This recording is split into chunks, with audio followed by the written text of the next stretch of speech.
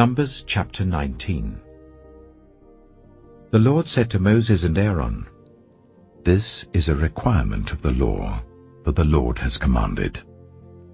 Tell the Israelites to bring you a red heifer without defect or blemish, and that has never been under a yoke. Give it to Eleazar the priest. It is to be taken outside the camp and slaughtered in his presence. Then Eleazar the priest is to take some of its blood on his finger and sprinkle it 7 times towards the front of the tent of meeting. While he watches, the heifer is to be burned, its hide, flesh, blood, and intestines. The priest is to take some cedar wood, hyssop, and scarlet wool, and throw them onto the burning heifer. After that, the priest must wash his clothes and bathe himself with water. He may then come into the camp, but he will be ceremonially unclean till evening. The man who burns it must also wash his clothes and bathe with water, and he too will be unclean till evening. A man who is clean shall gather up the ashes of the heifer and put them in a ceremonially clean place outside the camp. They are to be kept by the Israelite community for use in the water of cleansing. It is for purification from sin.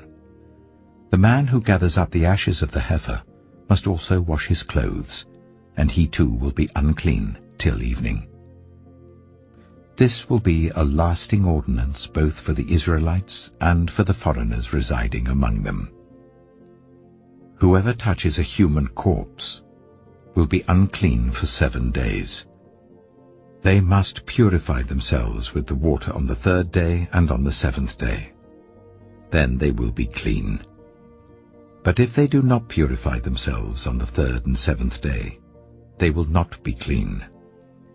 If they fail to purify themselves after touching a human corpse, they defile the Lord's tabernacle. They must be cut off from Israel. Because the water of cleansing has not been sprinkled on them, they are unclean. Their uncleanness remains on them. This is the law that applies when a person dies in a tent. Anyone who enters the tent, and anyone who is in it, will be unclean for 7 days. And every open container without a lid fastened on it will be unclean. Anyone out in the open who touches someone who has been killed with a sword, or someone who has died a natural death, or anyone who touches a human bone or a grave, will be unclean for 7 days. For the unclean person, put some ashes from the burned purification offering into a jar, and pour fresh water over them. Then a man who is ceremonially clean is to take some hyssop, dip it in the water and sprinkle the tent and all the furnishings and the people who were there. He must also sprinkle anyone who has touched a human bone or a grave, or anyone who has been killed, or anyone who has died a natural death. The man who is clean is to sprinkle those who are unclean on the 3rd and 7th days, and on the 7th day he is to purify them. Those who are being cleansed must wash their clothes and bathe with water, and that evening they will be clean. But if those who are unclean do not purify themselves, they must be cut off from the community, because they have defiled the sanctuary of the Lord. The water of cleansing has not been sprinkled on them, and they are unclean. This is a lasting ordinance for them. The man who sprinkles the water of cleansing must also wash his clothes, and anyone who touches the water of cleansing will be unclean till evening. Anything that an unclean person touches becomes unclean, and anyone who touches it becomes unclean till evening. Numbers chapter 20. In the 1st month, the whole Israelite community arrived at the desert of Zin, and they stayed at Kadesh. There Miriam died and was buried. Now there was no water for the community, and the people gathered in opposition to Moses and Aaron. They quarreled with Moses and said, "If only we had died when our brothers fell dead before the Lord. Why did you bring the Lord's community into this wilderness, that we and our livestock should die here? Why did you bring us up out of Egypt to this terrible place? It has no corn or figs, grapevines or pomegranates, and there is no water to drink." Moses and Aaron went from the assembly to the entrance to the tent of meeting and fell face down, and the glory of the Lord appeared to them. The Lord said to Moses, "Take the staff, and you and your brother Aaron gather the assembly together. Speak to that rock before their eyes, and it will pour out its water. You will bring water out of the rock for the community, so that they and their livestock can drink." So Moses took the staff from the Lord's presence, just as he commanded him. He and Aaron gathered the assembly together in front of the rock, and Moses said to them, "Listen, you rebels, must we bring you water out of this rock?" Then Moses raised his arm and struck the rock twice with his staff. Water gushed out, and the community and their livestock drank. But the Lord said to Moses and Aaron, "Because you did not trust in me enough to honor me as holy in the sight of the Israelites, you will not bring this community into the land I give them." These were the waters of Meribah, where the Israelites quarreled with the Lord, and where he was proved holy among them. Moses sent messengers from Kadesh to the king of Edom, saying, "This is what your brother Israel says. You know about all the hardships that have come on us. Our ancestors went down into Egypt, and we lived there many years. The Egyptians ill-treated us and our ancestors, but when we cried out to the Lord, he heard our cry, and sent an angel and brought us out of Egypt. Now we are here at Kadesh, a town on the edge of your territory. Please let us pass through your country. We will not go through any field or vineyard or drink water from any well. We will travel along the king's highway and not turn to the right or to the left until we have passed through your territory." But Edom answered, "You may not pass through here. If you try, we will march out and attack you with the sword." The Israelites replied, "We will go along the main road, and if we or our livestock drink any of your water, we will pay for it. We only want to pass through on foot, nothing else." Again they answered, "You may not pass through." Then Edom came out against them with a large and powerful army. Since Edom refused to let them go through their territory, Israel turned away from them. The whole Israelite community set out from Kadesh and came to Mount Hor. At Mount Hor, near the border of Edom, the Lord said to Moses and Aaron, "Aaron will be gathered to his people. He will not enter the land I give the Israelites, because both of you rebelled against my command at the waters of Meribah.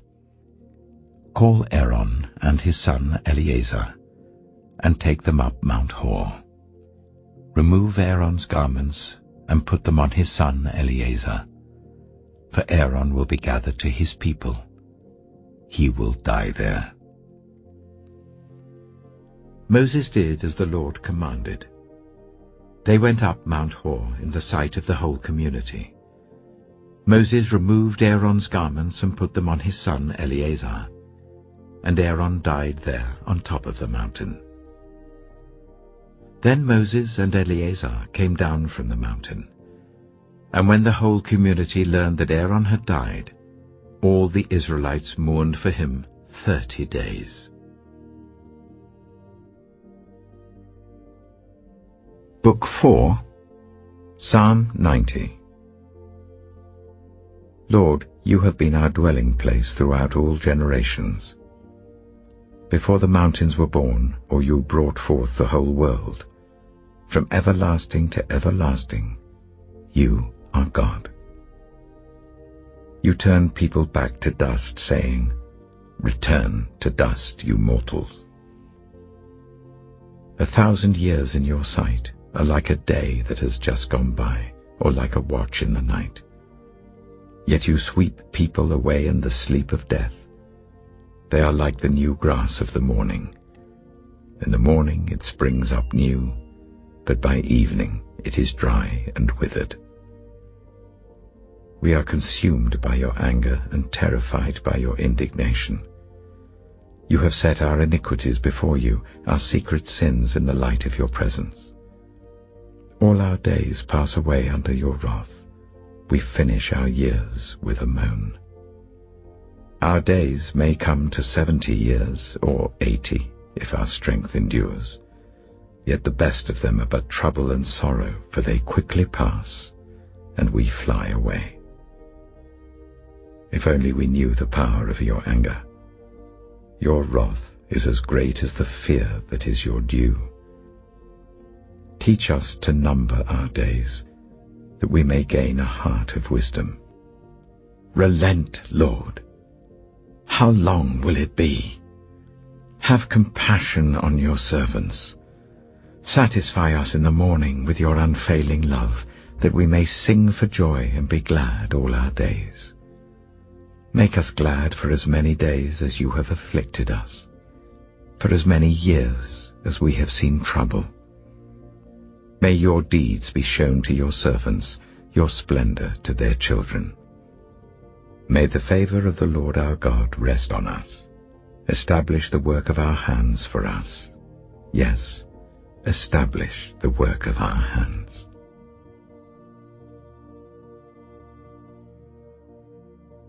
John chapter 2. On the third day, a wedding took place at Cana in Galilee. Jesus' mother was there, and Jesus and his disciples had also been invited to the wedding. When the wine was gone, Jesus' mother said to him, "They have no more wine." "Woman, why do you involve me?" Jesus replied. "My hour has not yet come." His mother said to the servants, "Do whatever he tells you." Nearby stood 6 stone water jars, the kind used by the Jews for ceremonial washing, each holding from 80 to 120 liters. Jesus said to the servants, "Fill the jars with water." So they filled them to the brim. Then he told them, "Now draw some out and take it to the master of the banquet." They did so, and the master of the banquet tasted the water that had been turned into wine. He didn't realize where it had come from, though the servants who had drawn the water knew. Then he called the bridegroom aside and said, "Everyone brings out the choice wine first, and then the cheaper wine after the guests have had too much to drink. But you have saved the best till now."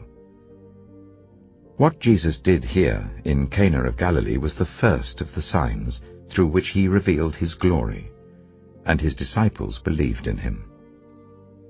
After this, he went down to Capernaum with his mother and brothers and his disciples. There they stayed for a few days. When it was almost time for the Jewish Passover, Jesus went up to Jerusalem. In the temple courts he found people selling cattle, sheep and doves, and others sitting at tables exchanging money. So he made a whip out of cords, and drove all from the temple courts, both sheep and cattle. He scattered the coins of the money changers and overturned their tables. To those who sold doves he said, "Get these out of here! Stop turning my Father's house into a market." His disciples remembered that it is written, "Zeal for your house will consume me." The Jews then responded to him, "What sign can you show us to prove your authority to do all this?" Jesus answered them, "Destroy this temple, and I will raise it again in 3 days." They replied, "It has taken 46 years to build this temple, and you are going to raise it in 3 days." But the temple he had spoken of was his body. After he was raised from the dead, his disciples recalled what he had said. Then they believed the scripture and the words that Jesus had spoken. Now while he was in Jerusalem at the Passover festival, many people saw the signs he was performing and believed in his name. But Jesus would not entrust himself to them, for he knew all people. He did not need any testimony about mankind, for he knew what was in each person.